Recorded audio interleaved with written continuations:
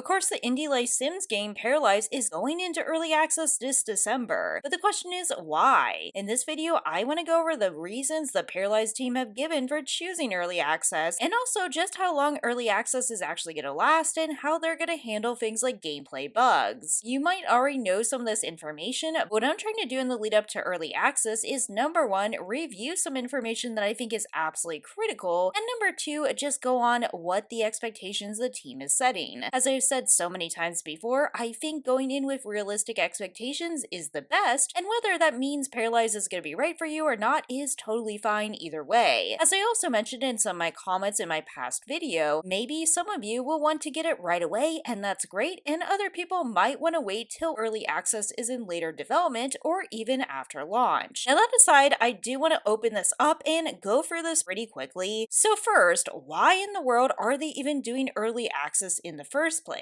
This is the statement the team has given. Paralyze was built with our community from the very beginning. We want to keep working with everyone on the next steps of our project. As a dedicated life simulation game, we want Paralyze to bring innovations and a new take on the genre. Whether it's through flexible build tools, a character creator filled with customization, or new and engaging life simulation gameplay mechanics. Releasing in early access will allow people to play with these features and systems, and of course provide us with crucial feedback to help refine and improve what we have. We want it to be a truly great and unique experience. Because we are a small team and the depth of things you can do in a game like Paralyze is staggering, we feel this is the best option for us. Now, I have mixed emotions on this. I always say I feel more understanding of early access for indie games like Paralyze versus full AAA games, which I have some more negative emotions about with early access. That said, the takeaway here is crucial feedback. If we do play early access, it is very important to give that feedback to the team, and that feedback should be constructive. It should give specific details on what could be improved, and of course there's a difference between constructive feedback and just saying this simply is terrible. This is a nuance that I think is so important. We shouldn't just cheerlead the game, but we also should be giving it that critical feedback to make the game better. But of course, the next question is just how long will early access last? Potentially one of the most problematic things about early access is sometimes games get stuck in early access. This can be a big problem, so what is Paralyze planning? The plan is for Paralyze to be in early access for 2 years. These 2 years, they want to consider all the features and content they want to add before they've hit the first version. They will also have to work with many improvements and changes along the way. In short, the timeframe estimate seems reasonable, but it is always subject to change.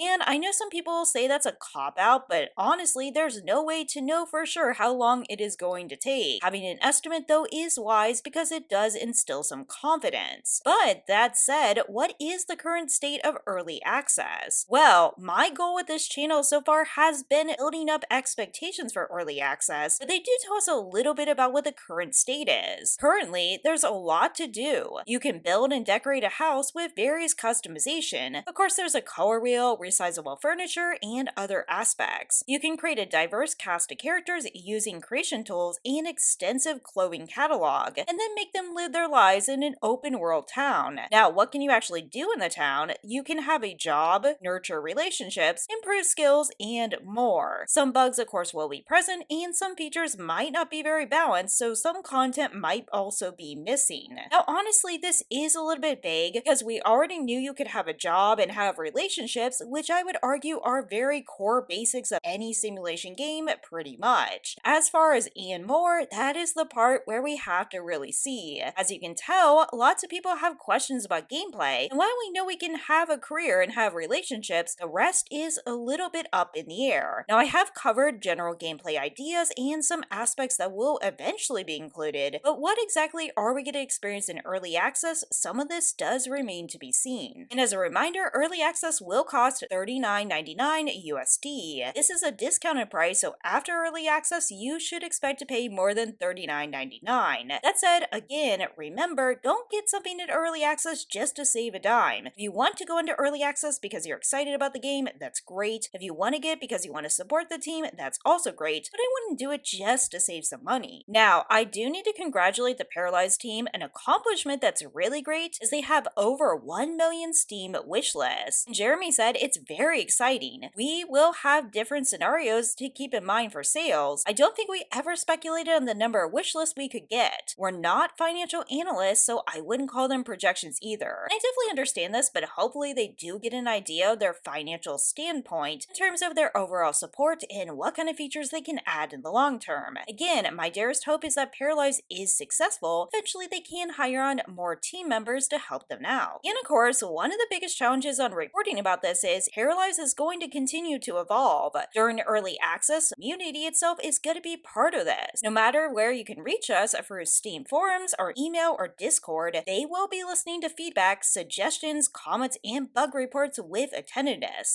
And this will sustain their early access evolution into the game. They also promise to be transparent and also continue to update the roadmap. This is something they've been really great about, having that evolving roadmap and having that transparency. And as long as they continue that during early access, they're going to be fostering a good community. This is also going to be important because we don't exactly know how often updates are going to come. Personally speaking, I don't mind if updates are a little bit slow at first because it is a small team, and it's better to update when something is truly ready rather than rushing it out. Someone did ask about updates for pets and apartments and also townies. Jeremy said, "We'll see when we get there. It would be cool if the town changed over time, but that will depend if it's technically feasible or how we want the first town to evolve. It might also mean that people would need to create new save files, so we have to take everything into account. Again, all these complexities that sometimes we can forget about. It is possible these updates could disrupt your previous save files, it sounds like. So there's a lot of questions I have in terms of the updates and also just the technical challenges this team faces ahead. That said, one of my biggest questions for early access and going forward is about quality control. As far as bugs, they're all going to be on it. As someone asked, when early access happens, I imagine there's going to be some bug reports soon, and who's going to be on the bug fix team? And Jeremy answers, it's an all hands on deck kind of thing, so everyone. This makes sense. They don't have a separate bug team, so they all have to work together to get this game running as smoothly as possible. That said, I don't expect a totally smooth launch, and they already warned us there will be bugs. This is not unusual. I just hope it is very manageable and it's still enjoyable to play. I do know most of this wasn't new information. However, I don't think I've actually covered this much on my channel. And again, setting these expectations are good for a discussion and also just going into this game. As always, thanks so much for watching. Take care, and I'll see you in the next video.